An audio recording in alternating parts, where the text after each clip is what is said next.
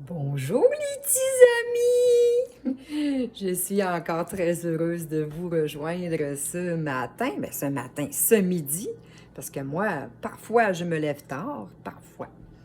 Écoutez les amis, aujourd'hui, ce que je fais, c'est un ragoût de boulettes aux pêches. C'est quand même un peu sucré, donc pour ceux qui n'aiment pas manger sucré, c'est un peu, je vous dirais, sucré-salé. Mais vous pouvez toujours il y a des choses que vous pouvez ne pas mettre, là. Comme c'est fait à base de sauce chili et un petit peu de jus de pêche. Mais je vous dis, c'est pas, en fin de compte, je vous dis, c'est pas si sucré, là. Avec la quantité de tout ce qu'il y a dans le ragoût, c'est pas si sucré. Là, je ne peux pas, pendant que je fais la vidéo, tourner mon téléphone de bord. J'ai fait des tests, puis ça fonctionne pas. Donc, on va pas s'en faire avec ça, c'est pas important. Fait que je vais vous montrer les boulettes. Je vais vous montrer les boulettes. Vous voyez, j'ai fait rôtir des boulettes de viande. Ça, ce sont avec mon huile de caméline. Ce sont du porc, du veau et du bœuf. Fait que je vous mets ici, tout près de moi. Bon, comme ça, on se voit bien. C'est ça. Fait que c'est fait, avec... moi, j'ai mis un petit peu plus, mais en fait, ils disent 150 grammes, qui donne à peu près un tiers de livre de viande. Moi, j'avais un petit peu plus que ça. Donc, vous pouvez y aller avec un tiers de livre de veau, un tiers de livre de porc et un tiers de livre de bœuf haché. Vous pouvez mettre un petit peu plus que ça aussi. Quand vous voyez que vous avez... Moi, j'ai une très grosse mijoteuse. Je vais vous la montrer. Regardez. C'est quand même un gros format de mijoteuse. La recette, elle n'est pas nécessairement pour faire à la mijoteuse, mais moi, j'ai décidé de le faire à la mijoteuse. Je l'ai toujours fait à la mijoteuse. Puis je trouve que les boulettes sont beaucoup plus tendres. Je vous le dis, là, c'est vraiment magique. Puis ce que je voulais vous dire, je ne l'ai pas à côté de moi. Je ne l'ai pas à côté de moi, mais je sais qu'il y a des personnes qui ont des enfants, qui ont eu des enfants. Vous voyez, moi, ce que je fais, là, je me sers souvent pour préparer toutes mes recettes d'avance, que ce soit plus simple. Je me sers souvent des petits cups comme ça. Vous savez, quand on a des enfants, ils vont nous donner des petites tasses comme ça, soit pour le tempura, le sirop, peu importe. Là, moi, j'en ai gardé quelques-unes. Puis j'en ai avec des gradateurs dessus. Vous savez, ceux qui mettaient là, avec le tempura, là, avec tous les petits gradateurs dessus, c'est super le fun de mesurer avec ça. Parce que vous avez le 5 ml, le 10 ml, une cuillère à thé, une cuillère à table. Fait que c'est le fun. Là, je m'en suis servi tantôt, là. Mais je garde souvent ces petites tasses-là. Parce qu'en ayant eu une garderie pendant, 27 ans à peu près, là, c'est ça. On découvre toutes sortes de trucs, toutes sortes de façons.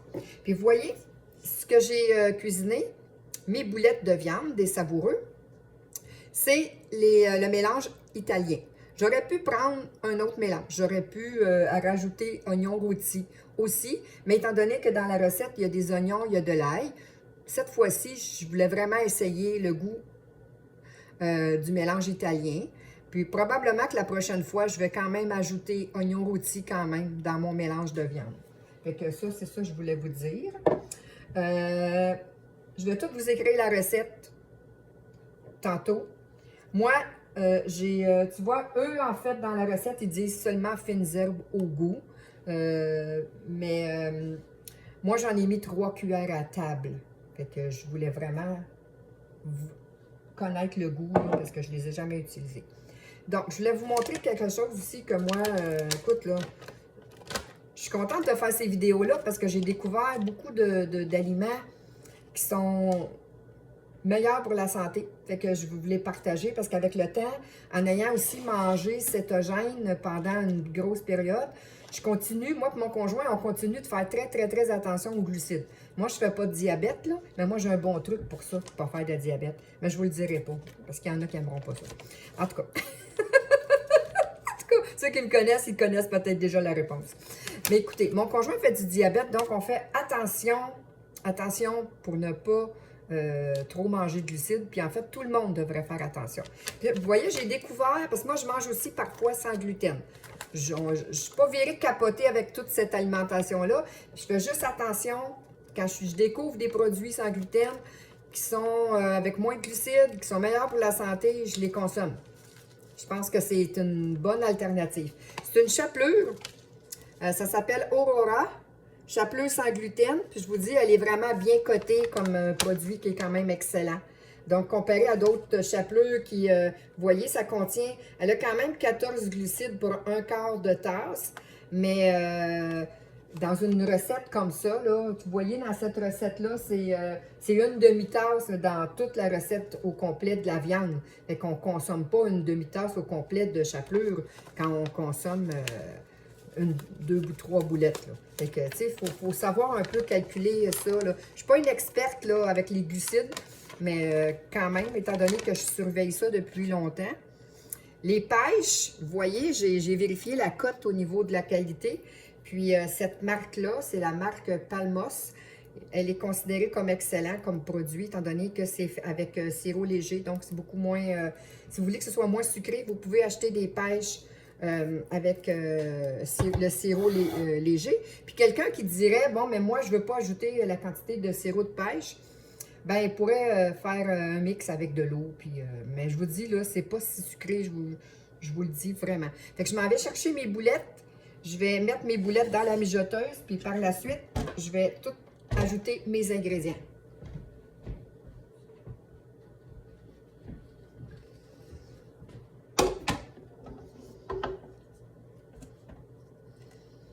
On va mettre les boulettes.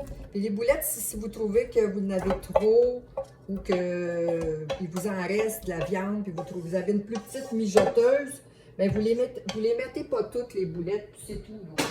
Ça va vous faire simplement un bouillon. Moi, je garde mes lunettes, mais quand je suis loin, je vois très bien de loin. C'est de proche, mais je les garde quand même parce qu'en même temps, je vais pouvoir vous donner des quantités. Mais je vais tout vous écrire la recette. Puis je vous dis, là, si vous avez des enfants ou des petits-enfants, là, essayez ça. Moi, là, parce que ça a quand même, tout dépendamment de ce que vous allez mettre dedans comme sauce chili, parce que de la sauce chili, ça a un petit goût piquant, donc un petit goût épicé. Si vous avez des petits-enfants qui aiment le petit... Moi, mon petit-fils, il a 10 ans, cette recette-là, je vous le dis, là, je vous le jure, il en mangerait à tous les jours. J'en ai fait il n'y a pas longtemps, il en a apporté pour ses lunchs. Puis, en tout cas, je ne vais pas toutes vous dire les quantités au complet que je mets dedans. Je veux dire, je vais vous les écrire tantôt. Je vais vous les écrire pour que la vidéo soit moins longue. Fait que si j'ai de la sauce chili, c'est une demi-tasse, mais j'en ai mis un tout petit peu plus. Parce que je connais ma recette. Donc, si je veux avoir un petit peu plus de liquide, moi, je sais qu'il faut que j'en mette un petit peu plus. Mais ça, je vous dis, là, cuisiner, là, moi, là, ma mère, elle cuisinait pas avec des recettes précises. Puis je pense que, comme on est vraiment formaté un peu par nos parents, pour ceux qui me connaissent, savent que mon langage est pas mal comme ça, ben c'est normal qu'on va cuisiner différemment. Fait que, on a ici c'est une demi-tasse de cassonade. Ça, encore là, si vous voulez que ce soit un petit peu moins sucré, mettez pas une demi-tasse. J'ai le jus de pêche, qui c'est une tasse de jus de pêche.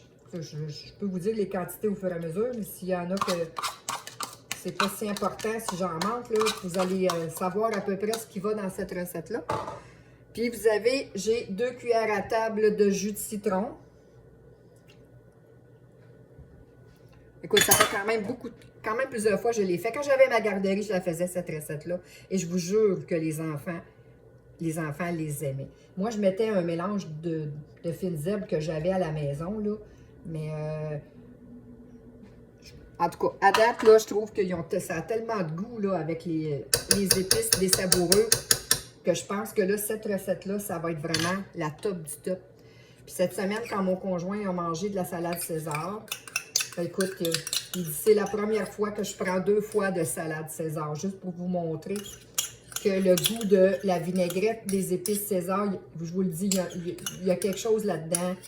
Vous savez, quand on mange quelque chose, on dit, ben voyons donc, qu'est-ce qu'ils ont mis là-dedans? Je me répète, là, je l'ai dit cette semaine, qu'est-ce qu'ils ont mis là-dedans? Mais souvent, c'est dans dans la totalité de la recette, qui fait que dans tout ce qu'on peut mettre dans une recette, la façon que c'est fait, ou les épices, ou peu importe, les gens qui sont dans des domaines, dans les domaines de l'alimentation, et à ce moment-là, ils vont tout le temps avoir des touches secrètes, là. Mais c'est un mélange de choses, puis les produits bio, ça peut quand même faire la différence au niveau du goût, je vous le dis, là. Oui, pour la santé, il peut y avoir des produits qui ne sont pas bio, qui sont quand même bons pour la santé, c'est pas ce que je dis. Mais je vous dis que souvent, tout est dans la saveur. C'est sûr que là, ça fait pas ça fait pas beaucoup de liquide. Mais je vais laisser mijoter ça un petit bout. Puis tantôt, si je vois qu'il n'y a pas assez de liquide, je vais rajouter un tout petit peu de jus de pêche. Même que vous mettez tout le jus de pêche qu'il y a dans la canne, là, je vous le dis, là, avec le nombre de boulettes. Moi, j'ai 1, 2, 3, 4, 5, 6, 7, 8, 9, 10, 11, 12, 13, 14, 15, 16, 17, 18, 19, 20, 21, 22. J'ai à peu près 23 boulettes. Et je vous dis, ça fait un ragoût. Ça fait pas, comme je vous dis, beaucoup de liquide, on le voit là, mais comme je vous dis, vous pouvez rajouter un petit peu plus tard le restant du jus de pêche. Vous laissez mijoter ça. Je vais vous mettre la recette. Moi, je vais laisser à basse température mijoter mes boulettes. Il est midi. Mon conjoint est parti en formation aujourd'hui, fait qu'il ne sera pas de retour avant peut-être 7 h, 7 h 30. Donc, ça va mijoter jusqu'à son arrivée. Fait qu'un bon 6-7 heures, là, je vais à basse température. Puis, vous ajoutez les pêches 15 minutes à 20 minutes. Moi, je les ajoute une demi-heure avant. Tu sais, moi, je fais jamais la même chose que... Moi, je fais jamais ce qu'on me dit de faire. Oui, les amis! Oui, papa! Oui, monsieur! Vous savez, avec les 5 dernières années, ce qu'on a vécu, là, ben moi, j'ai jamais fait comme les autres. Bien fière, bien fière, bien fière, bien fière. Bien fière, la madame. Fait que je vais vous montrer les épices des savoureux.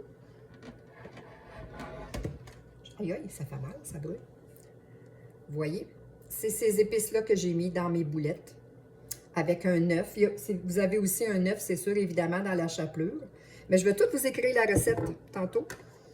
Ça, c'est une recette que j'ai prise dans un livre que j'ai depuis très longtemps, qui est surtout des recettes pour les enfants. Si jamais il y en a qui veulent vraiment avoir la référence, là, vous aurez juste à me le demander. Je vous montre un peu ce que ça a l'air.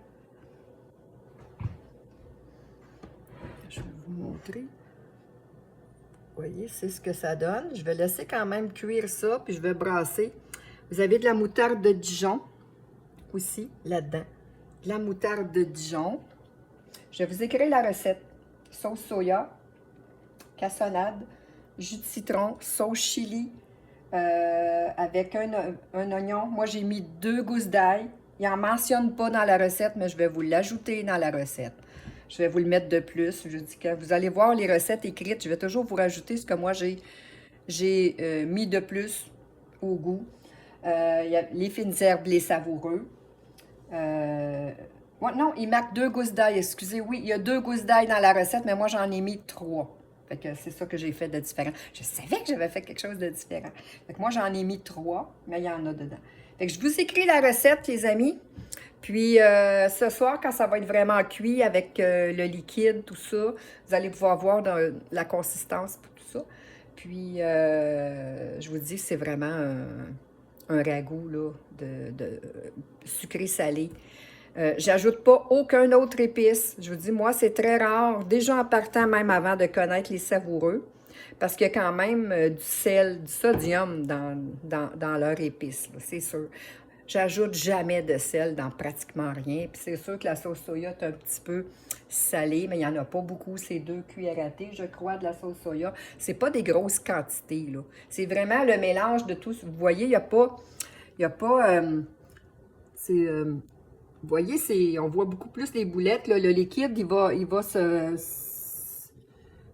va augmenter avec la cuisson. Puis comme je disais tantôt, quand on ajoute les pêches aussi 30 minutes avant la fin, moi je le sais à peu près, comme je vous dis, là, je pense pas avant 6 heures de... Entre 6 et 7, je vais probablement... je mets ma mijoteuse pour 6 heures. Il est midi, là, je la mets pour 6 heures. Ça se peut que je la garde au réchaud un petit bout, mais entre 6 et 7 heures, je vais avoir rajouté à la fin le jus de pêche avec les pêches. Il en reste un petit peu. Vous savez, c'est seulement le restant du jus que dans le fond de la canne qui est là, là. Mais si je vois qu'il manque de liquide, je vais quand même ajouter... il me reste un tout petit peu de quantité. Il me reste une petite quantité de jus de pêche.